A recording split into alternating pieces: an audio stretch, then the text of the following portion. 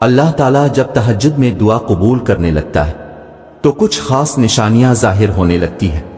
یاد رکھو، اللہ آپ کی دعا تہجد میں قبول کرنے والا ہوگا تو آپ کو محسوس ہوگا کہ آپ کا اللہ سے تعلق مضبوط ہو گیا ہے اور آپ کے حالات میں بہتری آنے لگتی ہے۔ تہجد کیا ہے؟ یہ وہ نماز ہے جو ہم پر فرض نہیں کی گئی، تو پھر اس کا اجر اتنا کیوں ہے؟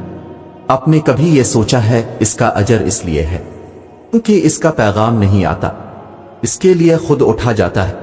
آپ کے دل میں موجود تڑپ آپ کو اٹھاتی ہے، ایسی تڑپ جو گہری نیند سے اٹھا لاتی، جو ہمیں آدھی رات میں اپنے بستر پر سکون سے سونے نہیں دیتی۔ اور اس تڑپ کے ساتھ جب بندہ اپنے رب کے حضور اپنی پیشانی زمین پر رکھتا ہے تو اس کا وہ سجدہ اسے فرش سے عرش پر لے جاتا ہے۔ اس خدائے بزرگ و برتر کی رحمت اپنے بندے کو اپنے سائے میں لے لیتی ہے۔ بندہ اپنے رب کے سب سے قریب ہوتا ہے۔ اس وقت بندے کا بہایا ہوا ہر آنسو آنکھ سے بہتا ہے اور سکون دل میں اتار دیا جاتا ہے، ہر تکلیف ہوا میں کھوسی جاتی ہے۔ اس وقت رب اتنا قریب محسوس ہوتا ہے کہ لگتا ہے بس وہ ہمیں ہی سن رہا ہے۔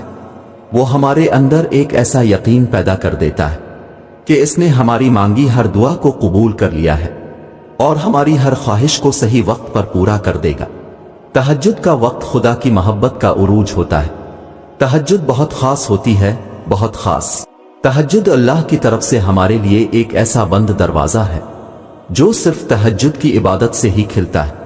یہ دروازہ صرف ان لوگوں کے نصیب میں ہوتا ہے جو واقعی اللہ کے قریب ہوتے ہیں، اور سب سے بڑھ کر اللہ خود انہیں تہجد کی طرف لاتا ہے۔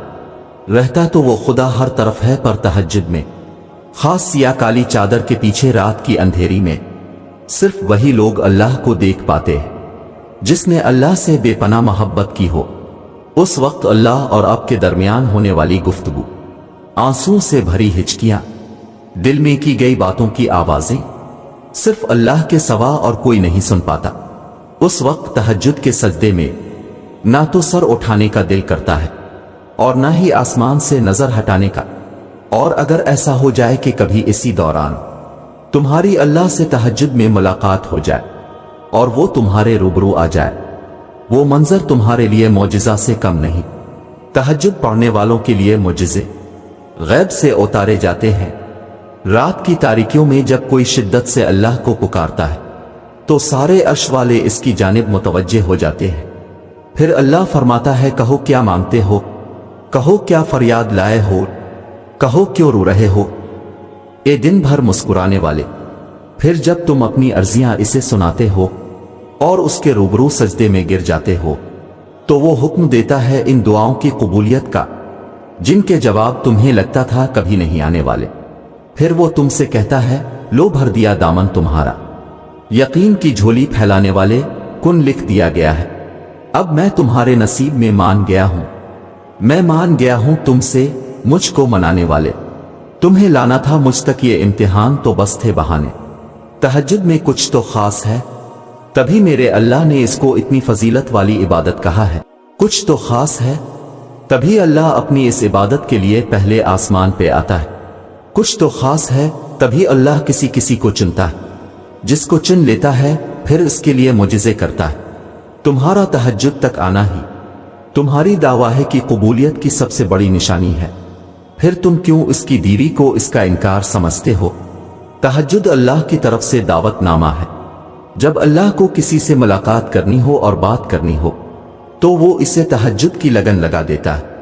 جب یہ سارا جہاں خاموش ہوتا ہے، پھر رات کی تاریکی کے اس عالم میں خدا اپنے بندے سے ہم کلام ہوتا ہے، اور تب یوں محسوس ہوتا ہے جیسے شاہ رگ کی حدوں کو توڑے ہوئے وہ رب ہم میں سما گیا ہے، اور محبت کی کیفیت دوڑنے لگتی ہے۔ پھر میرا رب فرماتا ہے، مانگ مجھ سے میرے بندے، تو نے جو مانگا میں نے دیا تجھے، مگر تب اللہ کے سوا کسی کی طلب ہی نہیں رہتی، اور پھر طلب اللہ کی ہو اور وہ نہ ملے، ایسا تو ممکن ہی نہیں۔ تہجد کا آغاز انسان سے تو ہو سکتا ہے، مگر اختتام صرف اللہ ہے۔ دل میں اوٹیتی ہوئی مسلسل تکلیف جب رات بھر جگائے رکھتی ہے تو روح کی بے چینی اللہ کے روبرو لا کر کھڑا کر دیتی ہے۔ پھر کچھ درد سنایا جاتا ہے، और दा के लिए बेजान हाथों को उठाया जाता है। जब सारा गुबार बाहर निकल आता है तो सुकून की अजीब सी कैफियत तारी हो जाती है, जैसे सारे दाके किसी ने अपने अंदर जज्ब करके रूह को आजाद कर दिया हो। अल्लाह से की गई वो एक मुलाकात, वो एक गुफ्तगू सारी उलझनें सुलझा देती है। फिर मजाजी दाके नहीं बल्कि हकीकी मोहब्बत सोने नहीं देती। फिर रात की नींद अच्छी नहीं लगती। फिर बस अल्लाह से मिलने की तलब रहती है। फिर दानिया की ख्वाहिशें खत्म हो जाती हैं और अर्श वाले की लत लग जाती है।